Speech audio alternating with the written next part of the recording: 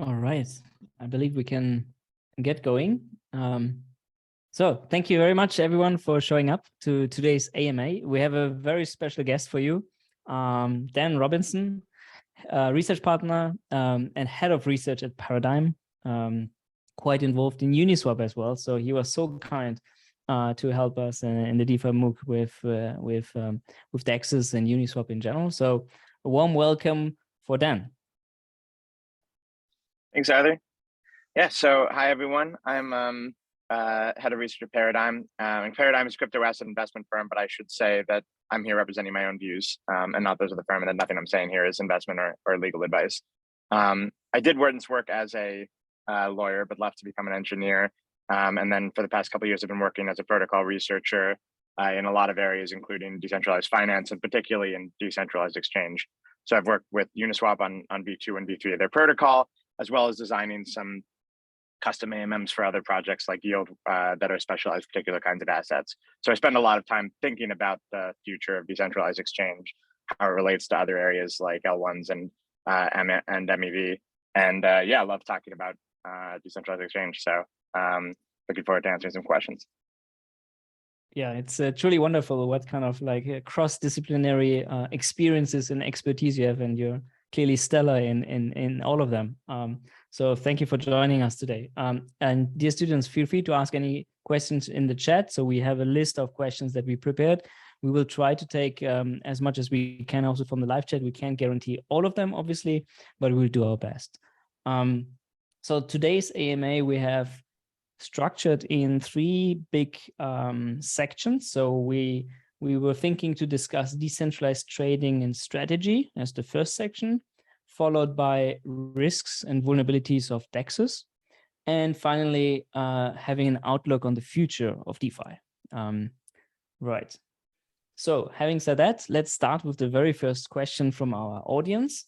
And this would be, so how can we address the problem of slippage that exists within AMM-based DEXs? So for example, that occurred due to a lack of liquidity. Yeah, so I think first maybe worth clarifying, because I think this is a very common and important terminology distinction. When we say slippage, typically what we're talking about is price movement that happens before your trade is included. So if you send a trade to an exchange or to a decentralized exchange, if somebody trades before you, it's possible you get a different price from the one that you were looking at the moment you sent your trade. That's what we typically refer to as slippage.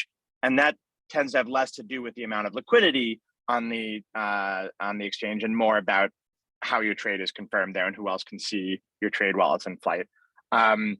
Separately, there's a question of how much price impact your trade has. So if the price moves, that's price movement that happens as a result of your trade during your trade. So we say slippage to mean price movement before a trade. Price impact can mean the movement in prices caused by your trade. And so for when you talk about low liquidity, typically you're talking about price impact, which is if there's not a lot of liquidity on an exchange and you have a big trade on it, you might move the price a lot and you get a worse price than you might have gotten with a smaller trade. So for liquidity, Gordon Liao, who was at Uniswap, and I actually wrote a paper a few months ago studying the amount of liquidity available on Uniswap v3, as well as other decentralized exchanges and other centralized exchanges. And actually, we found that for many of the top trading pairs, there was more liquidity available on Uniswap v3 at most times than any other spot market for which we had data. And so, and that includes Binance and Coinbase and other major exchanges. So as far as liquidity, actually, I found, and I think there's some caveats to exactly how we measure those numbers, but generally liquidity on decentralized exchanges has been pretty good. Potentially it could be higher, but it's sort of a question of whether the issue that you're looking at is actually low, whether it actually would be a good thing to have more liquidity beyond a certain point. And then for slippage, for the price movement before a trade, that I think is a pretty significant problem right now. On Uniswap v3, almost 25% of trades execute at a worse price than they would have if they'd been at the beginning of the block they were included in. And that's I think that's a sign that you're not actually getting ideal execution when you're submitting trades to Uniswap. And so I think there's a lot of ways to potentially address that, but they involve, there's some simple things you can do, like setting lower slippage limits on your trade. But I think it is a tough research problem. And that's one where I think a lot of people are thinking a lot about right now. Wow, what a great answer. Thank you, Dan. I also noticed Uniswap open sourced a router, right? A router that you're using in the UI. So if a user is trading on a pair with low liquidity, then you would still improve liquidity, so to speak, with different pools that you have. I believe that's across V2 and V3, if I'm not mistaken. I believe that's right. And so, yeah, if there's liquidity on other versions of Uniswap and you're trading on the Uniswap interface, then you typically your trade could be split between multiple of those pools. Perfect. So next question, are there any existing mechanisms for hedging against impermanent loss? So impermanent loss, this sort of weird term that we use for adverse selection in decentralized exchanges, particularly with automated market makers. Typically, it's a kind of, what happens when you're providing liquidity on a decentralized exchange is, in some sense, you're providing free options to the world, where you're letting them trade with you if the price changes, and they get to lift your offer. And this is true. I mean, if you're using any order book and you place an order, that in some sense somebody has an option to hit it from you. And so the typical, the perfect hedge for a particular, one particular order would be buying an option. And the perfect hedge for providing liquidity across a particular range, or the closest hedge, that you could approximate with it, is buying a series of options. So you buy a lot of call options or a lot of put options based on, in a particular price range based on the concentration of your liquidity. I think that may tend to be a fairly expensive hedge. And I think in practice, a lot of liquidity providers might be fine with essentially they're short that option, like they're unhedged. But that would be potentially the way to get a perfect hedge. There are other imperfect hedges that you could do. Anything where you're buying what's called like convexity, anything where you are where you're basically buying something like an option will around the current price will act like a hedge on Uniswap. It may be some level of perfect or imperfect. Very good. The next question we have revolves around flash loans. So flash loans are, just to recall, right, a method to execute multiple, to borrow a substantial amount of coins or USD wealth from a pool, then do some actions with these coins, and then repay the loan by the end of the transaction. If the repayment fails, then the entire transaction fails, and it's as if you have never taken the loan. And Uniswap is offering flash loans through its liquidity pools. And do you believe there's any other application for using flash loans other than arbitrage? Yeah, so flash loans, they're useful for arbitrage, but they're also useful for anything on chain where you're trying to mess with the order of operations that an application is expecting you to do. If you want to do two steps but do them out of order, and in some cases you might have to because you don't have the assets to do the steps in the order that was expected, it can be really useful. So a classic example of that is leverage. If you have some USD and you're trying to create a levered long position on ETH, what you might do is use your USDC to buy ETH, deposit that ETH into a lending protocol, borrow more dollars against it, use those dollars to buy ETH, deposit that new ETH into the lending protocol, borrow dollars against the new ETH you just deposited, buy ETH with it, and then just do a loop with that until you've maxed out your leverage by buying as much ETH as you can and borrowing as much against that total pile of ETH that you've bought. That's how people actually used to do this max leverage position on Ethereum, is often you would just do a loop. And it's kind of inefficient from a computational perspective that you have to like do essentially multiple iterations on this transaction to get this to enter this position. With a flash loan, you could just flash borrow one of those two assets. You could flash borrow all the ETH you were going to buy, and then borrow all the dollars against it, use those dollars to buy the ETH, and then repay your flash loan, right? And so that's the that allows you to enter into this position in a simpler way and in a way that costs less gas. So there's a few other cases like that where you're trying to do something on a protocol where it expects you to already have the assets that you were basically planning to get out of entering this position. And so flash loans can help just smooth some of that process out. Wow, it's quite a use case I haven't thought about yet before, indeed. I mean, some use cases I thought about where you can just do collateral swaps, right? I think people have done that before. If you want to swap to a less risky asset, maybe like a less legit application would be wash trading. If you want to afford the fees.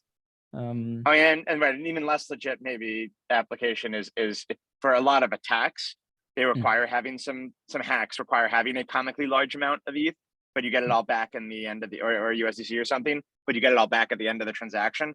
And so this allows, unfortunately, some exploits to be done that might be capital inefficient, that might require you to show up with like $10 trillion of ETH at the beginning of a transaction otherwise. Right.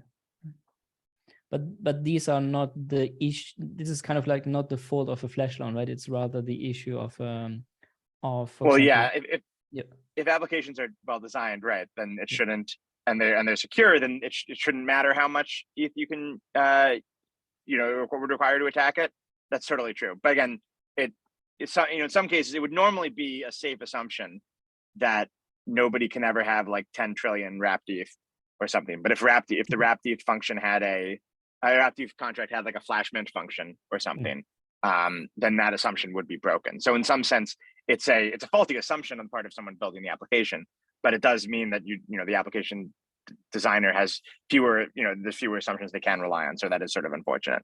That's it. I think flash borrowing I think it's very useful, and I think it's not a good security assumption in general to assume that nobody rich is going to be attacking your protocol. So I think ultimately it's kind of inevitable, and we should just design around it.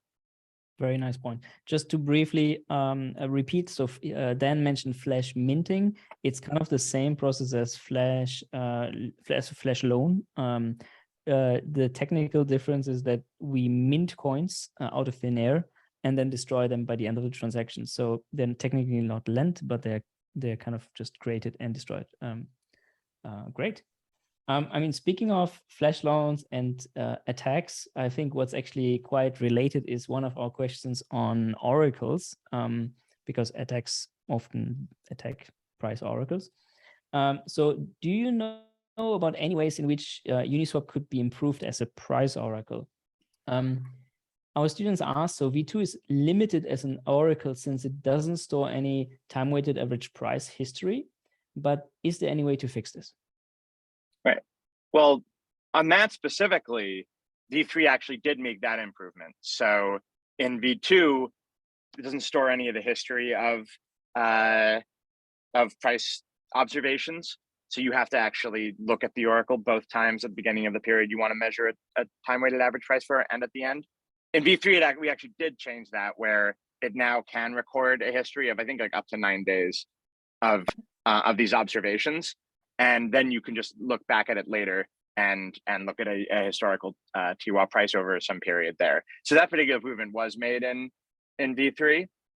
I think there are definitely still ways it can be improved. And one issue that I've been thinking a lot about recently is the manipulation resistance of the oracle, particularly in under the new Ethereum consensus protocol. So when Ethereum did its merge a few weeks ago, it adopted this proof of stake consensus protocol. A lot of benefits to that, but one potential cost is it's easy to know ahead of time if you are a staker on this network, if you're a block proposer, you'll know that when you're going to propose a block, like 5-10 minutes ahead of time. And so this might actually make certain attacks easier. So the way that this manipulation attack on Uniswap works is you trade. So Uniswap only measures the price at the beginning of each block. There's Uniswap V2 and V3 measures the price at the beginning of each block. So manipulating the price during a block doesn't really help if it gets arbed.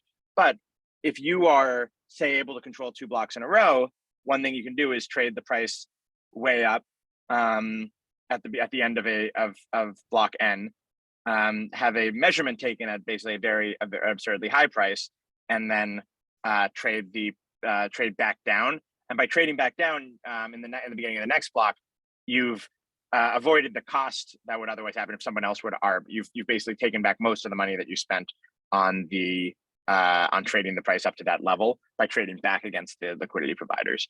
So that's an attack that's expensive to do in a proof of work blockchain because it's hard to guarantee that you get 2 blocks in a row, unless you're doing something like selfish mining. But in proof of stake, knowing that you get 1 block in a row, so if you're able to get a transaction included at the end of block N, and you know that you're going to control block N plus 1, that becomes an easier attack. And it becomes an even easier attack if you're able to somehow control 2 blocks in a row, which will happen with some probability if you control a lot of stake. Eventually, this might happen. And so this allows you to manipulate one reading on this oracle, which with a TWAP, with an average price, when you got a mean, one outlier can potentially influence the price somewhat significantly over even like a TWAP of a few minutes. And so figuring out how to make it more manipulation resistant to that kind of attack, I think becomes increasingly important in a proof of stake age, because that attack becomes a little easier. And I think we're measuring exactly how much easier it becomes, but that's a big question there. Some ways it might be possible to improve it, and this we think might require building something into the core protocol, so it wouldn't happen on like Uniswap v2 or v3. But if you had a median price oracle, if you had some way to basically compute the median price over this period, throw out outliers, that makes it a lot harder to manipulate. But unfortunately, that's a lot harder to calculate often on a rolling basis.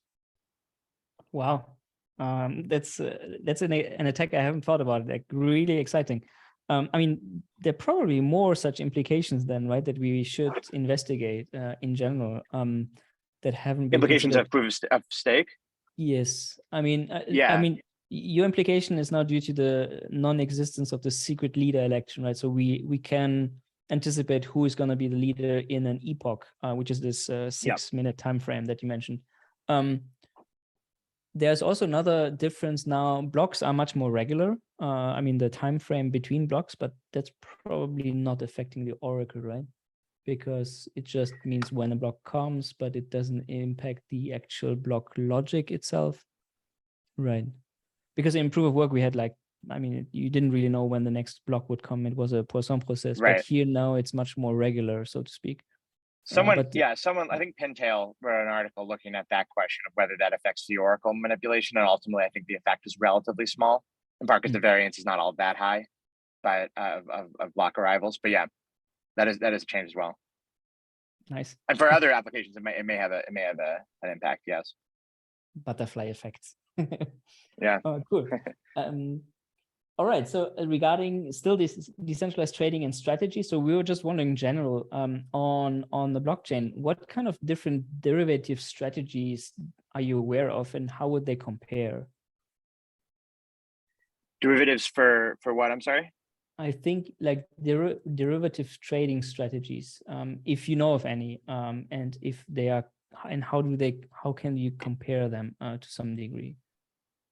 For like what kind of derivative trading strategies, like for hedging impermanent loss, or just for speculative trading? I guess in general, really, like it could be perpetuals or any kind of derivative trading. I'm personally not really aware of many. Yeah. I mean, so one area my colleagues and I have spent a good amount of time looking at is studying perpetuals and different things that can be done with them. And I think it's a very powerful tool. So a perpetual, it's a kind of derivative, just targets basically any number, any price that you want to target. And if you choose different things to target, you can actually get interesting products out of those. And so a few that my colleagues have worked on include, if you target, so one is, basic thing is if you just target like the price of ETH or something, then you get like the ETH USD, or the price of Bitcoin, you get the Bitcoin USD perp that is offered by a lot of major exchanges. But you can target any value you want with it. So with one interesting example is something like Rye, which is a project. I should disclose that we're invested in this, but it targets just a price of $1, but it's wrapped in a particular way on chain to basically produce a stablecoin that is an interest-bearing stablecoin, and it's a fully like synthetic dollar on chain. And so it's using what's basically the same technology behind a perp, to create a kind of decentralized stablecoin. And Maker, the DAI, one of the most popular decentralized stablecoins out there, uses a similar tech. And then if you target sort of more interesting things, there's a lot of different products you can end up with. So with one thing that my colleagues worked on with a portfolio project of ours called Open was a product called Power Perpetuals or SQUEEF. And we wrote a paper on this last year, but the idea is instead of targeting the price of ETH, like which call it like some variable X, you target instead the price of ETH squared, X squared. And what does that give you? It gives you this different looking curve where the higher the price of ETH goes, the more ETH exposure you have, and the lower the price of ETH goes, the less ETH exposure you have, essentially. And that's a useful thing to have. That's what I would refer to before. It's called convexity. It's sort of like this same kind of thing you get from options, but that, a normal perp will give you leverage. It lets you like have more, if ETH goes up by $1, your thing goes up by $2. But this actually gives you convexity, where the more ETH you have, the more ETH exposure you have. The more ETH goes up, the more ETH exposure you have, which is sort of an interesting property there. And then one thing that we explored with Power Perpetuals is you can do something interesting by combining a lot of them, where if you have like, some ETH cubed and ETH to the fourth and ETH squared, by holding a different portfolio of these, you can simulate any payoff curve that you want using like the Taylor series approximation of that function. So that so far I think is just kind of a fun thought experiment, but there's a lot of interesting insight you can get from studying things in that way. Very good. So still on the topic of strategies, so one of the questions we have from the audience: are there any true delta neutral strategies, meaning like strategies that are indifferent to directional price movement? I mean, the most perfectly delta neutral strategy, I guess, is just like holding USD, and then in crypto that might correspond to holding, I guess, USDC. And then, you're still exposed, I suppose, to some custodial risk or other risks of holding any custodial stablecoin. But yeah, I mean, and then there's other strategies I've seen on chain that basically, they target some trying to be stable, but again, like there's potentially some tracking error there. There's potentially risks that you're exposed to with any strategy. I mean, literally holding your money in anything is basically even cash under the mattress. You have some risks, I suppose. But yeah, I mean, if you want really delta neutrality, that means I think just cash, right? It means holding the safest stable coin you can find. Right. Okay, fair enough. Then let's move forward to the second category for today, which are risks and vulnerabilities of DEXs. So one of the questions that we have from our audience was on regarding fake contracts on Uniswap. So we have these ERC standards, right, that everyone can implement. This is an interface, so the actual implementation can be somewhat arbitrary. And there have been instances of fake contracts in general where users lost coins. I guess they did not inspect the code behind those ERC tokens. What do you think? How can users protect themselves on Uniswap in particular? And given that anyone could add a token there, that could potentially lead to a loss of funds. Yeah. So ultimately, if you're buying a token on a DEX or on anything, you should check to make sure that the thing that you are buying is the thing that you want to buy. And there's no way to know, there's no way to know in anything that this is like a safe investment or that this is a good investment when buying any particular thing. But you can check and double check that, if you're buying a token that is named something, did someone who sent you the address and who's telling you that it's named that, and are you really buying like USDC, or are you actually buying some fake token that somebody called USDC? There are, interfaces out there sometimes do filter for things like this, and they have warnings on imported tokens. But ultimately, I think if you interact at all with crypto, it's just a good idea to have as much defense in depth as possible, and as many layers of double checking, especially if you're spending a large amount of money, double checking that you're actually interacting with a contract that you want to interact with, that that what you're doing is safe. And yeah, and that's certainly part of being in crypto right now, is you're in an environment where there's not quite as many guardrails as you might be used to in other areas. And so the assumption that somebody else is going to stop you before you make a mistake is less often correct in crypto than it is potentially in other areas. Very great. Or that your mistake will be reversible if it happens. Oh, right. Yeah, it's true. In crypto, I mean, there has been a proposal I've seen from Stanford on a reversible ERC standard. Mm-hmm.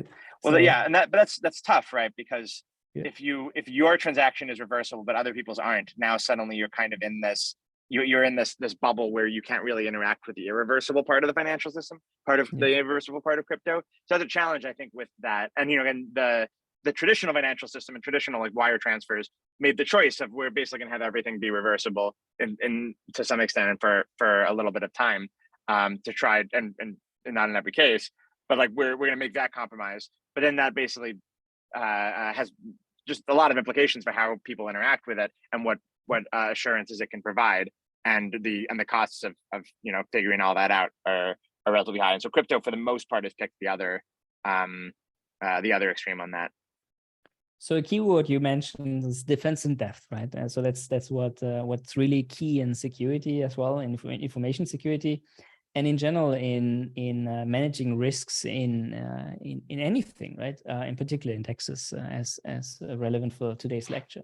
So how do you think can we evaluate risks in DEXs, or in general, can we translate some of the understanding from CeFi to DeFi? In terms of, what do you mean by that? I mean, is there any risk management framework from CeFi that you can translate over to DeFi, or so any lessons learned, so to speak? I mean, you mentioned the reversibility, right? It has like quite a lot of negative implications. We mostly in DeFi, we don't want reversibility at this stage, at least. It might change. Right. Well, I mean, I do think a lot of safeguards can and are put in at the interface layer that kind of mirror some of what you have in the controls that are used in centralized finance.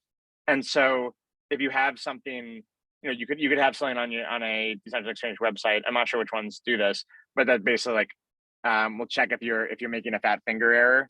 One common mistake people make is accidentally listing an NFT on an NFT exchange for the wrong price. Potentially the interface again can give you warnings about that. And I think that makes a lot of sense and like is a good idea, especially for things where somebody is accidentally they're sort of shooting themselves in the foot and making a mistake that will ultimately cost them.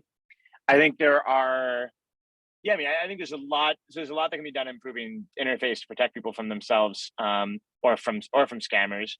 I mean, a lot of what happens in crypto, like there are efforts to try to take down scam websites. MetaMask has a registry that they use of phishing websites where anyone who is running MetaMask, it'll give you a warning if you go to one of those websites. By the way, this website is going to steal your money, right? And so I think there's a lot of the same conventional tools that people use. Yeah, taking down websites, giving people warnings, giving people better tools for detecting fraud that I think are totally applicable in crypto, and I think are starting to help potentially in reducing the incidence of scams. Yeah, it's great to see that wallets are getting more and more smart, so to speak, right? I mean, we're still at very early stages, I believe, but yeah. So some of our entrepreneurial students here, feel free to disrupt the wallet industry if you want. Yeah. So still speaking about security, so what are the security benefits of using decentralized exchanges over centralized exchanges? So the biggest benefit, in my view, is if the decentralized exchange doesn't have any bugs or backdoors, and the platform that it's running on is working, and you don't make any mistakes. So some of these are potentially big assumptions in some cases, but under those conditions, if you are trading on a decentralized exchange, you don't have any counterparty risk, where if you're trading on a centralized exchange, you you generally have to deposit your assets with some custodian for it to be used in trading on the centralized exchange. And there's some risk that the custodian gets hacked or that they exit scam with all your money. There's some risk that they freeze your money for potentially regulatory reasons or other reasons. Whereas if you're trading on a decentralized exchange, you have complete custody of your assets in between trades. You're not depositing them or holding them with anyone. And so unless you lose access to your private keys, you're just safe. And during the trade, you're guaranteed, again, assuming you don't make any mistakes and the exchange doesn't have any bugs, you're guaranteed that if you pay in the assets that you wanted to sell, you will get the assets, exactly the ones that you agreed to buy. And so if again, you do everything right, there's much higher sort of like cryptographic level security over those that protects those assumptions of safety there. Whereas with a centralized exchange, even a reputable one, you might have some risk that there's a hack or a backdoor or something like that, and your funds get stolen. Very good. So, and let's assume the user is doing everything correctly. The platform is secure. There are no bugs in the smart contracts. And let's assume the trader has set like the default slippage, but the amount that is being transacted is still non-negligible and still profitable for a sandwich attacker to try to attack. How can users protect themselves from sandwich attacks then? Yeah, so a sandwich attack is one of the things that causes the slippage issue that I was talking about before, this negative slippage where so you get a worse price than you might have at the beginning of the block. One way to try to protect it is to set a strict limit on slippage, right? It's a 0% slippage tolerance, which means your trade will fail if it is included and the price is different from the one that you saw at the beginning of the block. And that prevents anyone from sandwiching you, at least from causing you to get a worse price than the one that you were expecting at the beginning of the block. It won't help you get a better price. If the price actually improves during that time, someone else might get that better price than you. But at least it avoids that. One of the costs of that is that in Uniswap, if your trade, what happens is if your trade gets included and it didn't meet that slippage tolerance, your trade fails and you still pay some gas for that failure. So you're still paying a penalty and you don't even get your trade included. So if you set too aggressive a slippage limit, that can cause that problem. I think one thing that we've been thinking a lot about is there a way to actually get better slippage or a better sandwich attack mitigation without that risk of failed transactions. And one example of how you can do that is by submitting your trade through a private relay.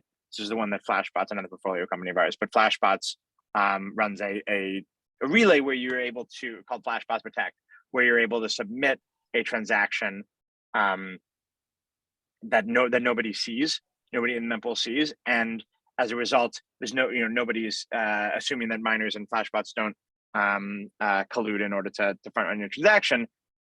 Nobody even gets the opportunity to actually see your transaction and front run it. Additionally, Flashbots Protect also attempts to guarantee that your transaction is not included at all if it fails. So you don't have to pay the penalty unless it actually succeeds. So it allows you to set a more aggressive slippage tolerance without risk of paying gas and not having your transaction included or not having it succeed. Right. And so in the case of failure, there's no penalty. Right. Okay. Do you think these kind of private relay service will somewhat change a bit with this block proposal builder separation proposal? Will there be any change for the users or? I haven't. I believe it's still working, and they just sort of use the now Mev Boost or other things. Yeah, I think as of today, I believe Flashbots Protect is still working, and yeah, it just gets included in those blocks. I think it might. I'm not entirely sure. It's possible that these will result in like taking it longer for your transaction to be included, but I think maybe they'll all work that out. So I'm not sure. I think the private relay landscape is still evolving pretty rapidly. So I think that the hope is that we figure out some way to do it and one that minimizes stress assumptions, but allows the transactions to still be included privately. Indeed, yes. One of these trust assumptions is that the miners are not executing sandwich attacks, and they could very well do so. At least those that are finally making the block, right? But Yeah, yeah, there are also I the heard way there's the way it some. used to. Yep. Sorry. Oh, go ahead. The way it used to work, in like at least in proof of work land, is essentially there was this group of miners that received Flashbots transactions, but if they were to start front running them or abusing their access to that to see those transactions, that they could basically just be cut out from. They would stop. So there's sort of a social element to it, where we'll just agree to stop sending you those transactions. And in Indeed, practice, I yes. think that tended to work. Yeah. I mean, we're seeing the emergence of multiple relayers right now. I mean, there's also just a bunch of relays. So if this market gets more scattered, then maybe the social construct won't work that well anymore. But let's hope it will last for a while to to allow users to make transactions without being sandwiched. Yeah. Yeah. Very good. So the next question is a bit unrelated, but it's still on the vulnerabilities risks regarding DEXs. So it's more about the governance tokens. So we have many dApps like Uniswap. They have a governance token to create a governance structure. What we see, however, that few of these token holders actively participate in voting. Right? So how do we make sure to incentivize token holders to participate in order to prevent also single actors of kind of monopolizing the decision making? What do you think in general?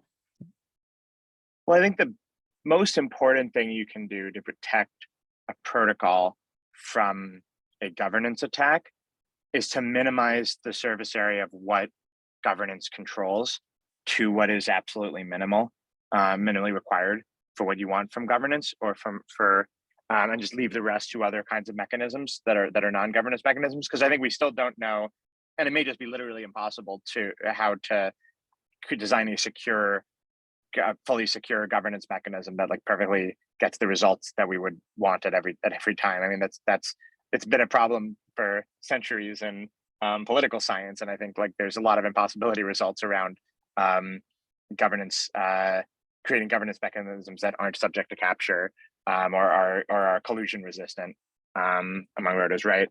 So the best thing you can do is minimize the amount of power that governance has over your protocol.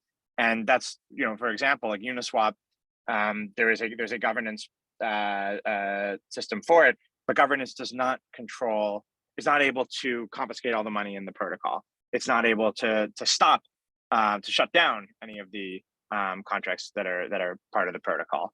In general, it's not,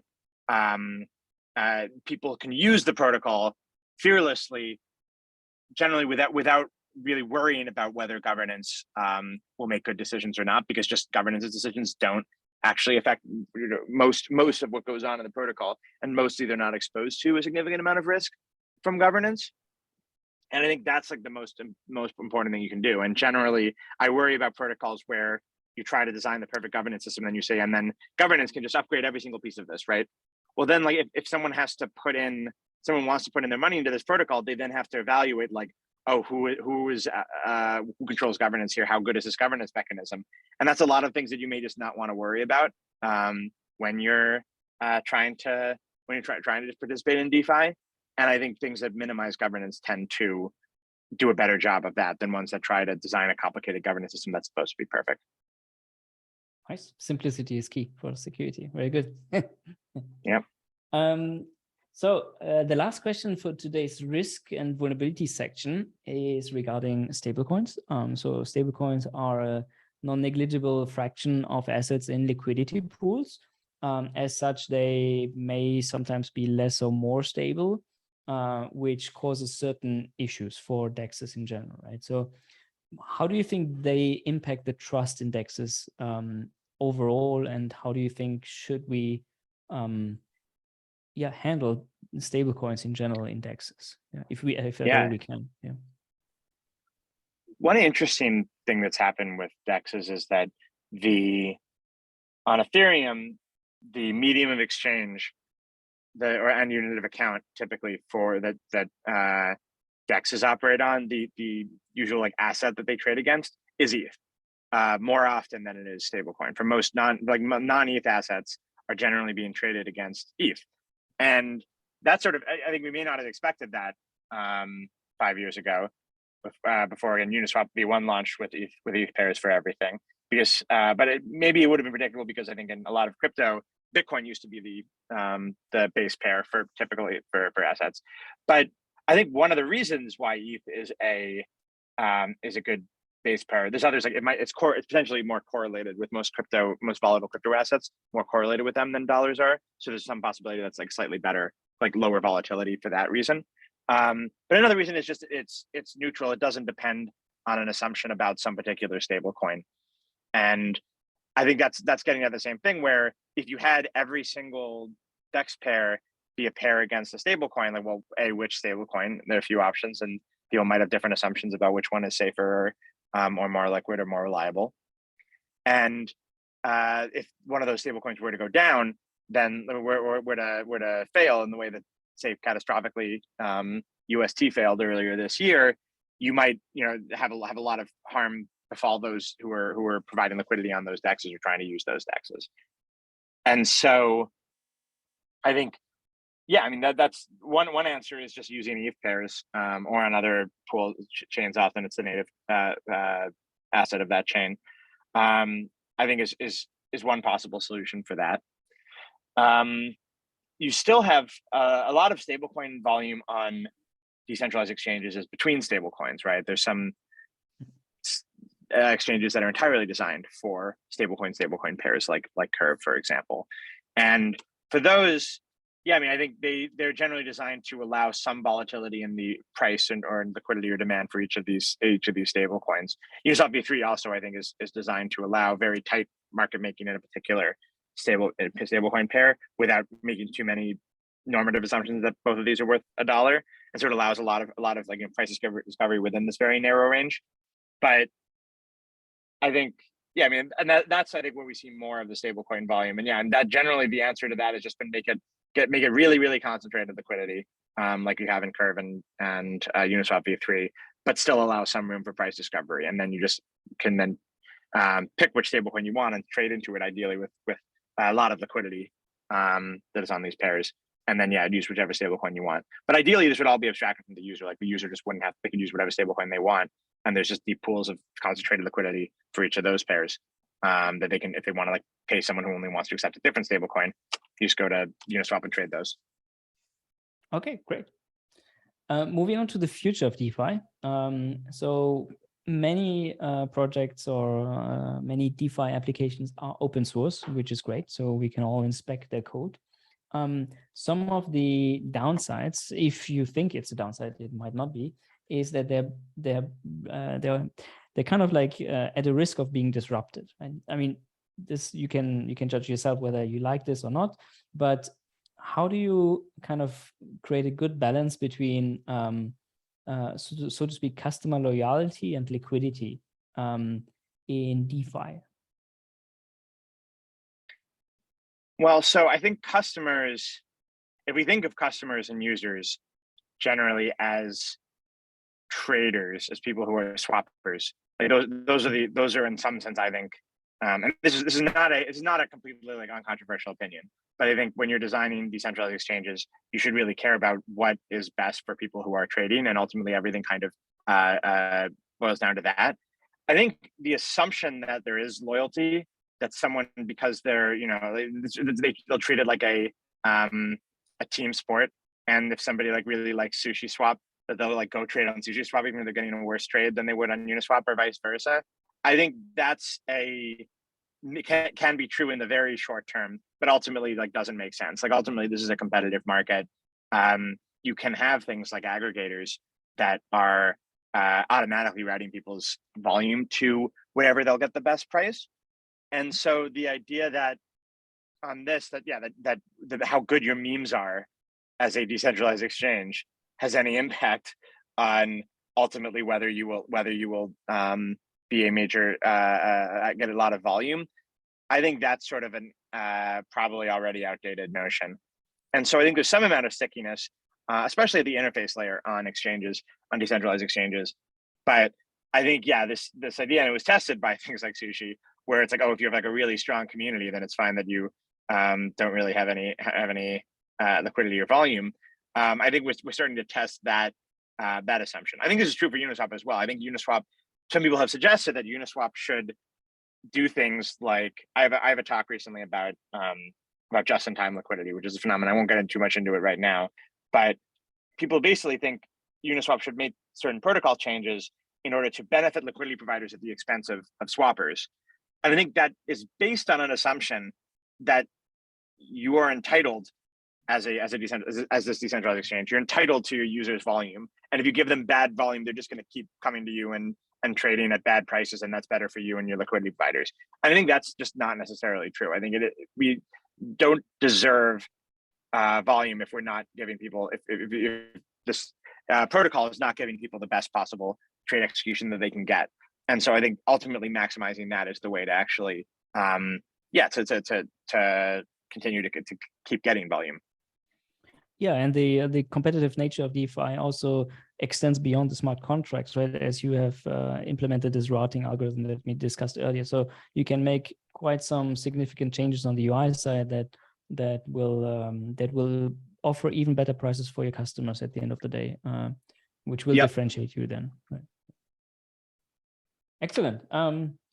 So regarding the future of DeFi still, so what do you see as kind of the next steps in DEXs? So what are the primary improvements that we want to make in the next DEX implementations to achieve whatever properties you're seeking, whether it's scalability, market adoption, better prices? I think addressing the slippage issue is very important. Like I said before, almost 25% of trades are executing at worse than the price they would have been executed at if they were included at the beginning of the block they were included in. And that seems somehow suboptimal. That's some of that value is potentially going to miner extractable value to MEV. Some of it might just be a result of poor routing or inefficient transaction ordering or bad luck. But generally, I think addressing that seems like fairly somewhat of the lower hanging fruit and a big priority. I think there's another, the free lunch here is improving the cost of transactions, just reducing the gas cost, making transaction execution more efficient, because that's just a cost that right now is falling on users that isn't really going to anyone. It's kind of going to the miners, but generally, like, we want just the computational cost to be as efficient as possible. So yeah, I think ultimately trying to improve the situation for slippage, reducing slippage and reducing transaction costs seems, I think, like maybe the next big battleground there. Great. So still regarding IP and open source, so do you think there's any way or any potential future event where you would see decentralized protocols merge or acquire one another? I mean, similar to M&A in TradFi? Yeah, I think the record to date of protocol M&A has been very messy, kind of understandably. It's a very complicated thing, even for companies to do, and they've been doing it for hundreds of years. It's a messy process to try to integrate multiple projects, to try to negotiate with a DAO over a purchase, right? There's a lot of agency problems involved. There's a lot of misaligned incentives. Sometimes it just doesn't make sense, for this. Right, there's some conglomerate discount potentially where if you have like two independent tokens, and you see this in traditional corporate finance as well, but if you have two independent tokens, they might just trade at ridiculously high prices independently, and to merge them, like they wouldn't necessarily double in price if you were to merge them together into one protocol. And so that's something known as a conglomerate discount in corporate finance. But I think you see it a lot in crypto, where a lot of these assets are, they're kind of very speculative about whether they will this project will this protocol will end up being good and or winning. And so yeah, so I think protocol M&A, I think just right now doesn't always make a lot of sense. I think we may see it. We probably will see it eventually at some point. But I think it's hard to exactly predict what will enable that. But right now, yeah, it seems like it's historically been messy. Oh, thank you. And we have a short follow-up question on that in the chat. So Matthew is asking, do you think smart contracts can help streamline this process of M&A? Yeah, I mean, I think in some cases, for example, if you want to implement like vesting provisions, you can do that with a smart contract potentially more easily. And in fact, like a lot of, I think the costs, yeah, a lot of like the simple stuff in M&A, I could imagine you controlling with smart contracts and making it easier and cheaper. That's not really where I think the big costs come from. The big costs come from just misaligned incentives. They come from these things that are hard to adjudicate with a smart contract. So if you take like right now, the biggest piece of M&A litigation going on, some of the biggest M&A litigation in history is going on right now with Musk and Twitter. And for those in the future, I'm sure you guys are all laughing at because it'll turn out. I think I just saw it this morning, and it seems like there may be a possible settlement there. But what the issues being debated there are not really about whether, it's not something that could be resolved by a smart contract, but like whether this particular statistic that was used in the filing is fraudulent. It's like, I don't know how a smart contract would determine that. It's whether there's been a material adverse event. Like, I don't know how a smart contract is going to determine that. What a smart contract would do potentially is it could shift the burden, where right now, in some sense, like a Delaware court could order Elon Musk to complete this purchase, right? But he's in some real sense like still has this money. So like Twitter has to go drag him into court and make him spend the money and go borrow money and do other things to buy Twitter. So the burden's in some sense on Twitter. Whereas if it was a smart contract and maybe somehow he'd put all this money up in escrow in a smart contract, then they could have arranged it so that by default, Twitter gets the money and Twitter gets bought. And then he has to like go through some whatever process and try to get it back. And so that's this concept that like possession is 9/10 of the law, is that what a smart contract can do is tell you like, here's the default. The default is you're going to be paying for this. And then like you're trying to get out of it. You're suing eventually to get out of it or to reverse the transaction rather than having to be sued. And that can matter a lot. Lovely. To conclude for today, we have two more questions for you. One is, what is kind of like your favorite resource, whether that's a book, a YouTube or TikTok channel, whatever, for our audience? Just what's your general recommendation as an interesting resource, whether that's in your private life or crypto or anything? And the second question is, what kind of projects or so specific projects or project areas in DeFi are you the most excited for the foreseeable future? For an interesting resource, I cannot recommend highly enough Matt Levine, who is a financial columnist at Bloomberg, and he just writes a daily newsletter called Money Stuff. It's a free newsletter. Highly recommended. He covers crypto issues, but a lot of other high finance issues as well, including things like M&A. And I think just for understanding the financial system as it actually works, and for getting a very funny perspective on that, I think Matt Levine, he's the best in the industry, and everybody in finance and law and a lot of people in government and with regulators read him, and I think for good reason, and that is very funny. So I would highly recommend subscribing to Matt Levine. He has fantastic coverage of crypto as well, from a slightly, sometimes slightly more skeptical perspective, but one that's warranted. I'm sorry, could you remember the other question? Oh yeah, areas that I think could be interesting. Yeah. I do think infrastructure, just like technical infrastructure, often during, I don't know if I would call this a bear market or what a bear market is, but during periods where the market has been on the whole going down, often it can be worthwhile to put some time into trying to build like the fundamentals, trying to build foundational technical infrastructure. And I think a lot of that has been built during down periods. I think if you're technical and you're starting you want to start a company, I might consider just starting an open source project, building some critical piece of infrastructure, doing it fully open source, not worrying about business model yet, and it's especially true if you're in college, like maybe you don't need to like hire a lot of people. You can just go out, start coding on this today. I think that as far as a way to start a company and then just work from there and take step by step. I think that is an underrated way to start a company in crypto. And because in part there's been so much easy money in this space, it maybe hasn't been as appealing to just sort of bootstrap and build your own open source stuff rather than immediately trying to commercialize and grow. I think that's something, yeah, that I would consider looking at. And that's true. If you're looking for an area to build technical infrastructure in, it feels like zero knowledge proof tech right now. The core tech has had a ton of brilliant innovation being done on it, and the interface layer to it is really lagging behind. People, the sort of languages, the ability to actually write applications for it, and so building good frameworks for writing applications on ZKP, I think would be a really, for a technically minded person, could be an awesome area to look. Dan, what a lovely conversation. I guess the last keyword from you is start today. That should motivate everyone here. Yeah. You mentioned start today, right? Don't wait for tomorrow. Start coding today. Yes. Yep. Yes. So yeah, thank you very much for your time again today and for your help in this big DeFi Mooc. Really appreciate it. And yeah. Thank you. Yeah. Thank you for having me back.